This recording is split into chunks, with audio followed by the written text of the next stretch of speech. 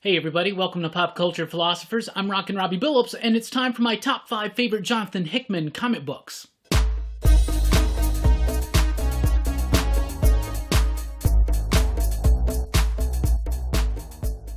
That's right, everybody. Thanks for checking out the video. I am Rockin Robbie Billups. This is my top 5 favorite Jonathan Hickman comic books.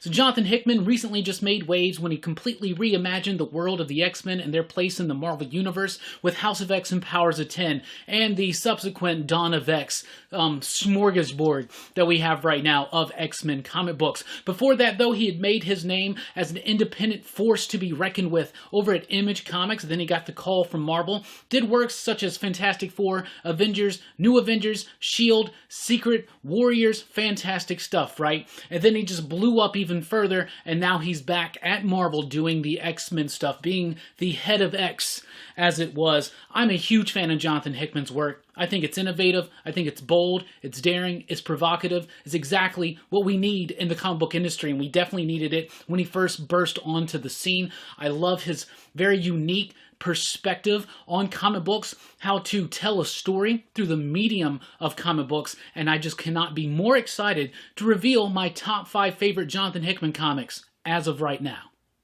At number 5, House of X, Powers of 10. This is the book that started it all as far as Hickman's X-Men are concerned. With artwork by Pepe Larraz and R.B. Silva, this book completely reimagined the world of the X-Men within the first page, past, present, and future. It was bold, it's epic in scope, and out of all of Hickman's mainstream Marvel work, this to me is my favorite so far, at least that opening salvo of Hoxpox, as we lovingly call it. 2 series that mingle together to actually make one cohesive story. They intertwine, as it were, just like Fantastic Four and FF, just like Avengers Infinity and New Avengers did at the time. Hickman just keeps refining that Hickman-esque style for mainstream superhero comic books. This is very bold.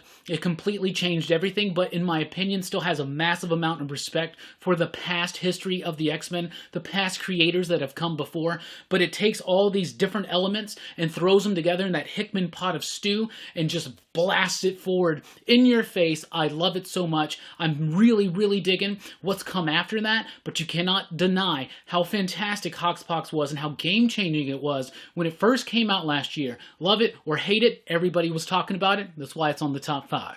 At number 4 is The Manhattan Projects from Image Comics with artwork by Nick Pitara. The Manhattan Projects was my first ongoing Hickman book that I really kind of got into that was independent. Probably one of his first independent ongoing comic books, actually, now that I think about it. However, The Manhattan Projects has got a great cast of characters that we know from science and military history. We're talking about Wernher von Braun, we're talking about Albert Einstein, Robert Oppenheimer, and many others, right? So what if The Manhattan Project was actually a cover? You know, the nuclear bomb and all that stuff. What if that was a cover for what they were really doing? What if they were doing some crazy, weird, mad, science-y type stuff? That's what The Manhattan Project is. Albert Einstein's going through other dimensions.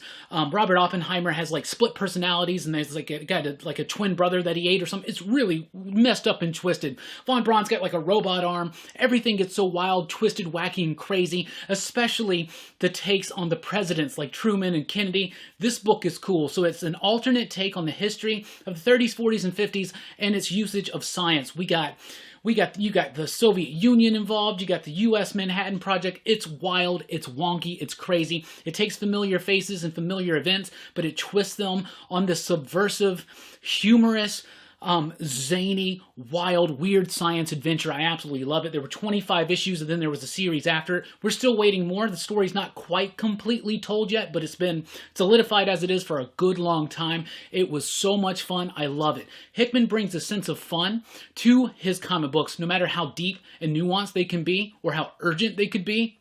Manhattan Projects, he has a lot of fun with, and it's such a great exploration on science, politics, the military, and all of it jumbled up together into one. Manhattan Project at number 4.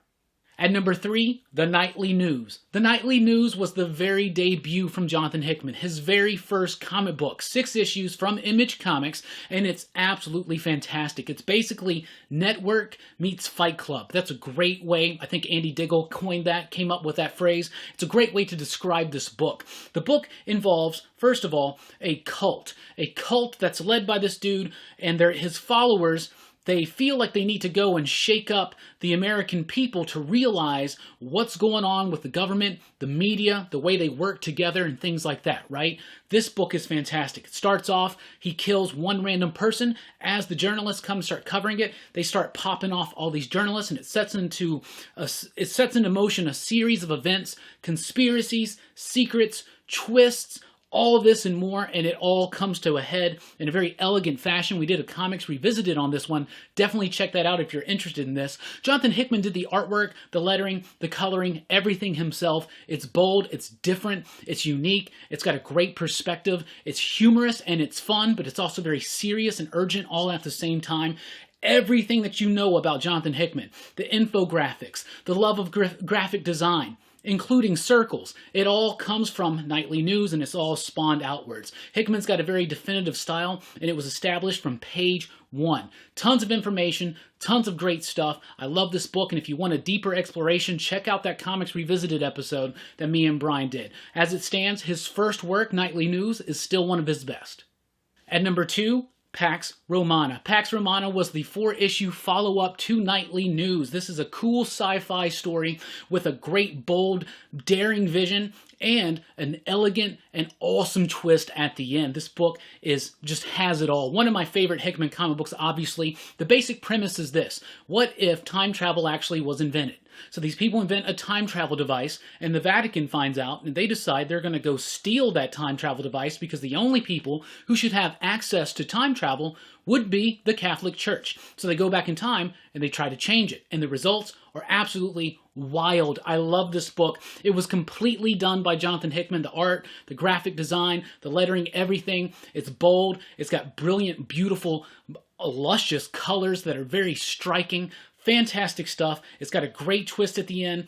I love this. Science, history, that's what Hickman loves. That's what I love. He also really likes college football. He's a Clemson fan, so we're not going to hold that against him or anything. But, however, he takes all these different elements and just merges them together in this great book. Like I said, it's only 4 issues. It's short and sweet, but it packs a punch, and it's absolutely fantastic. One of his best. If you've never read it, I highly encourage you to do so.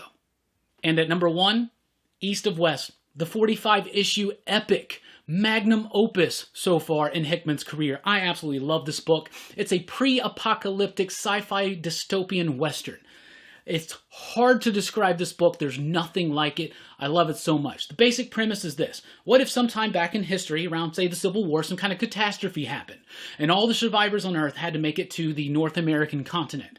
And now it's split into 7 different nations.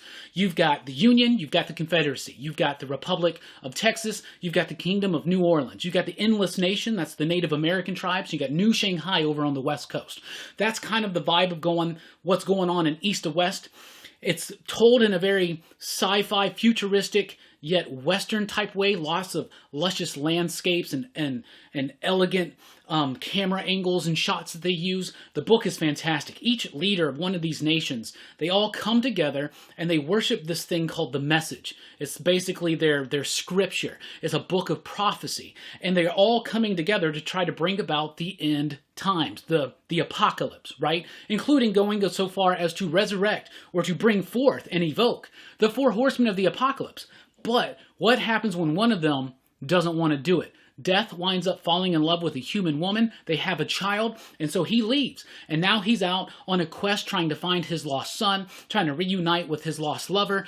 And you get all this political machinations going on all around the scene because not every one of these leaders is actually on board with what everybody's supposed to be doing.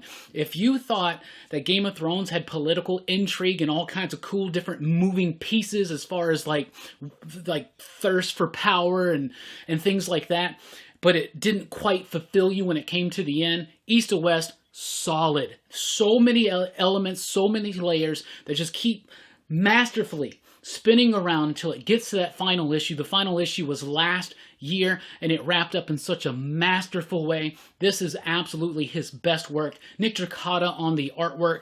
It's fantastic. I can't imagine any other artist doing this. Frank Martin on the coloring. Fantastic. East to West is the best. If you've never read it, you're missing one of the best comic books of the last 25, 30, 50. You're missing one of the best comic books of all time. Enough said. So number 1, East to West. There you go. That's what I thought. What do you think? Let me know your top 5 favorite Hickman comics in the comments down below. Let's keep this conversation going. Thanks for checking out the video. Please do like, share, and subscribe.